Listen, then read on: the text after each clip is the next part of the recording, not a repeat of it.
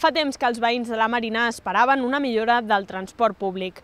Ara l'Ajuntament ha pres mesures i millorarà el servei d'autobusos que arriben fins a la Marina de Port i fins a la Marina del Prat Vermell. Us n'ampliem la informació a l'Infobarris de Sants Montjuïc.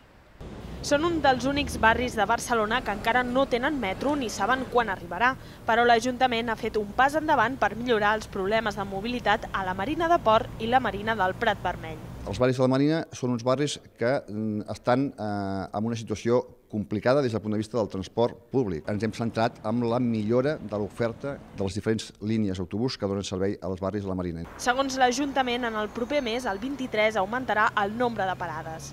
En concret seran 4 més, 2 a l'Avinguda de Francesc Ferrer i Guàrdia i 2 al passeig de la Zona Franca.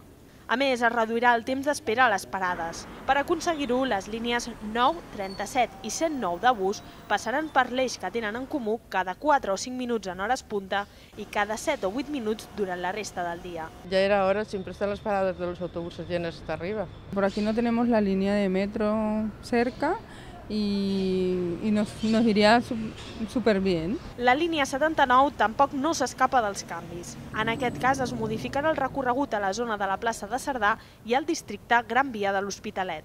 Donaven servei a zones industrials i el que es fa és aprofitar aquest recorregut perquè també la gent del barri puguin aprofitar d'aquestes línies. El districte ja ha apuntat que en el futur una de les línies que passa pel passeig de la Zona Franca formarà part de la xarxa ortogonal de bus. D'aquesta manera millorarà encara més la freqüència de pas.